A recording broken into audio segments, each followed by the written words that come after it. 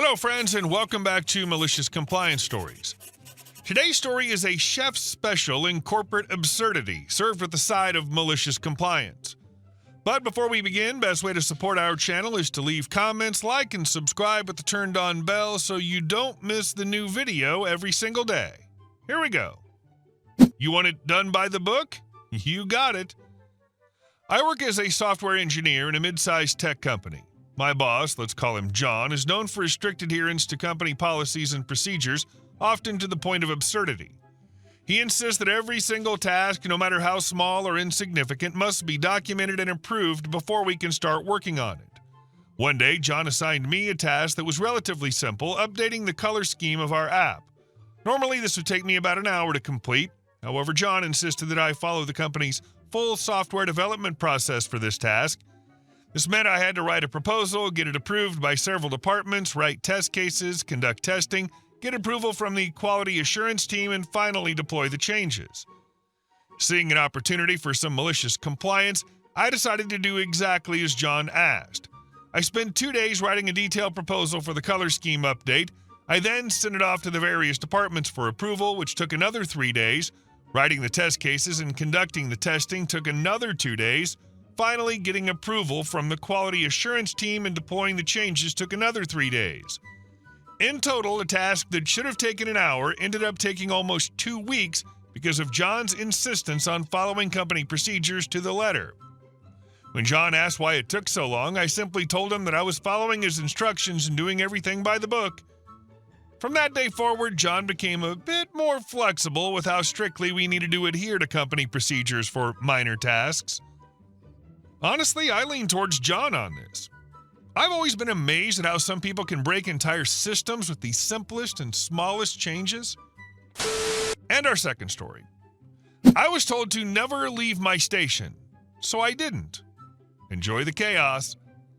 I worked at a small factory for a few months, and it was divided into 3 areas: the cooking area, sorting area, and packing area. It was common practice for the person in the cooking area who only had to monitor the temperature gauges to help out in the packing area when there was a holdup and the packing area got swamped. This helped avoid pausing the entire process while the packer cleared the table, as anything that hit the ground had to be thrown away as waste. Our supervisor's boss was injured, and our supervisor had to take his place for a few weeks, which meant one of my coworkers got a temporary promotion to supervisor. Apart from one bitchy coworker, none of us had been there long enough to really do the supervisor's job, so naturally, she got it. Important to the story. P.S. B supervisor already didn't like me prior to this. My other coworkers didn't like her either, as she was a bit of a bully. My old supervisor and the B-word coworker were always pretty close, but lately the old supervisor had grown tired of her complaining. Now on to the story. I was assigned to the cooking area that day with CW1 in packing and CW2 in sorting. BS was running around checking orders for the day and doing other supervisor tasks. One of these sorting machines broke down earlier, and when that happens, we're supposed to stop cooking to avoid having to throw everything away if the issue doesn't get resolved soon. BS always told the cooks to keep cooking because she hates downtime. On this particular day, she yelled at me from across the room to just keep cooking at full speed, as she would fix the machines in a few minutes. I did as she told me because she was usually right, and I knew I'd get an earful from her if I didn't. It took her half an hour to fix the machine, which left very little time before we'd have to throw away all the cooked food. So the sorter and packers set all the machines to full speed to get through the pile faster and asked me to help pack. After a few minutes, the worst of the rush was over, so I went back to my station. But then, BS suddenly ran past me towards my station, yelling at me to always stay at my station and never leave it. She really emphasized that last part. My station was still fine, and if the temperatures start dropping, you have over 15 minutes before it starts affecting the food. I'd been gone for just 5 minutes. While she was frantically checking everything, we had this conversation. Me. So I'm really not supposed to leave this part of the factory at all? BS. What are you, stupid? I just told you, never leave your station. Me. Not even to help my coworkers? BS, looking like she's about to slap me. Never! Don't come to our side unless you're dying, idiot. Me. Okay. I decided to give her what she asked for. I wouldn't leave my station at all and wouldn't help my coworkers. There was a second rush in packing, and CW1 got swamped. She couldn't keep up at all, which was expected with every machine on maximum speed.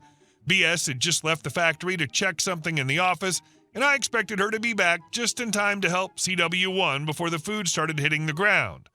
My intent was to watch BS frantically try to help CW1 pack at lightning speed, which could have been avoided had she allowed me to help. But the result was far better. By the time the first bag of food hit the ground, BS was still nowhere to be seen.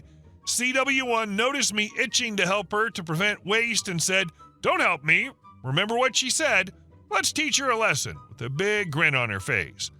When BS finally came back, OS, old supervisor, was with her because he had to check something.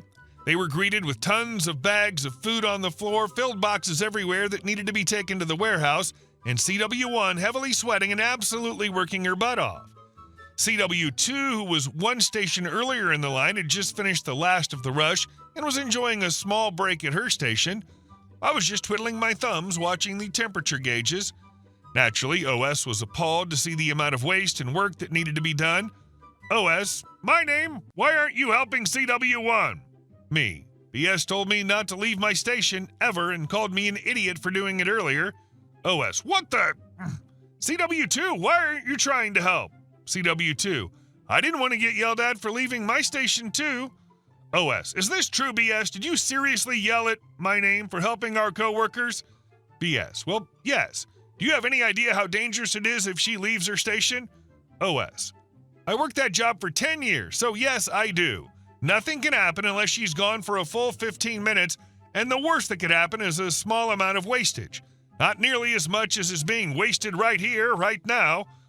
OS started helping CW1 pack, while BS just watched and tried to argue her case to OS, digging a much deeper hole in the process. OS called me over to help too, so I did. At this point, the owner walked in. I'm sure you can picture the mess. CW1, me, and OS were all packing food, while BS just stood there. CW2 had just gone on a bathroom break, so she missed the next part, but me and CW1 told her what happened later. Owner, what's going on here? Why are you all doing CW1's job for her? BS, trying to cover her butt. She was way too slow, so we all had to come help her. OS, don't bullcrap us, BS. Owner, me, and my name are trying to fix BS's mistake. She left the factory during a rush and yelled at CW1's co-workers not to help her. Owner, well, let's fix this mess then. Get to work, BS. BS then frantically started to pack boxes and clean the food off the ground, glaring at me and OS. After our shift, the owner asked me and CW2, we were sitting outside talking, what exactly happened, so CW2 told him.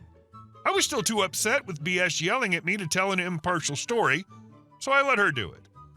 The next week, the roster was changed and CW2 was assigned to be the supervisor. Since OS was never far, it wasn't much of a problem if she had any questions. Great malicious compliance. She served it up hotter than the cooking gauges ever could. Seriously, you followed her rules to the letter, and it cost her big. That's the magic of this whole story. She had power, she misused it, and she got publicly, undeniably, karmically wrecked by her own bad management. And our last story. Crazy Vegan Karen. I remember that July afternoon in 2006 when it all began. Our quiet suburb outside Minneapolis looked as if it had been built for a brochure. White picket fences, tidy little sleeping lawns, and even a small lake a block away. The one jarring note in this pastoral scene was Karen Van Alst, a fanatical vegan and HOA president obsessed with saving nature from, well, anyone who lived differently than her. Karen, shouting while I step out of the garage, "Planning to clog your arteries with animal corpses again, barbarian? And move your Harley! That gas-guzzling pig is poisoning the air!"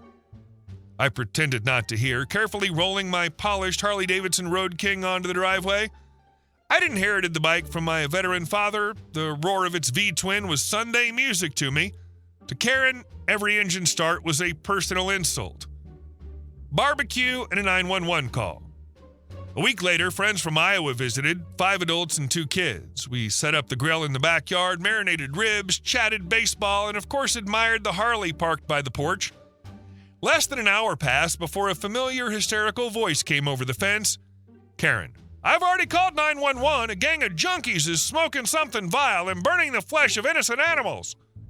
10 minutes later, the police arrived, Sergeant O'Brien and a young patrolman named Keith. O'Brien caught the barbecue aroma immediately and rolled his eyes. O'Brien, under his breath, "We know this lady. Want us to hang around while you finish the ribs?" They made a quick circuit of the yard, confirmed no booze for minors and no contraband, then politely drove off, leaving Karen to stew in her own juices. She was far from done. Karen screeching after the officers, "My stepdad's a police captain. You'll pay for neglecting your duty." The night of arson. Things escalated 2 days later. I got home from work around midnight and smelled burning straw. Flames were already licking the Harley's rear fender, and beneath it a puddle of biofuel was smoldering. Karen, of course, couldn't use dirty gasoline, so she doused the tank with organic ethanol from a green can. Grabbing a CO2 extinguisher, I hissed a few choice words, foam smothered the fire, and within a minute it was out, though the charred plastic seat cover stank horribly. Neighbors rushed over. Among them stood Karen in linen pajamas, arms proudly folded. Karen hysterical, "Let this be a lesson. Nature will conquer death." Everything moved fast. The police arrived, 2 witnesses confirmed seeing Karen with the can, and I showed a surveillance clip with a crystal clear image. Karen, struggling in the cop's grip, "Don't you dare! You don't know who my stepdad is!" O'Brien calmly, "Actually, we do. He just told us to do our job." Trial and sentence. The charges, 3rd-degree felony arson and filing a false 911 report. Karen's lawyer begged for an insanity finding or at least probation, but Judge Brenner was a hard realist. 18 months in the Hennepin County Workhouse, Women's Unit. 5 years probation with mandatory psychiatric sessions. Full restitution for motorcycle repairs, $2,870 plus court costs. 200 hours of community service picking litter along highways, ironically fitting her green crusade. Karen listened to the sentence, flailing her arms and yelling about "meat fascists."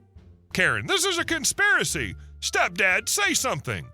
A tall, gray-haired man in civilian clothes rose from the gallery, Police Captain Douglas Leary. He nodded to the judge, then looked at his stepdaughter and said quietly, "Captain, Karen, I warned you. Boundaries have to exist. Today, I'm just a citizen in this courtroom." She went speechless. The gallery murmured, and for the first time, I saw her truly bewildered. Aftermath. Sergeant O'Brien later told me Karen had tormented her stepfather for years, accusing him of carnivory, ruining his leather boots, splashing paint on his patrol SUV.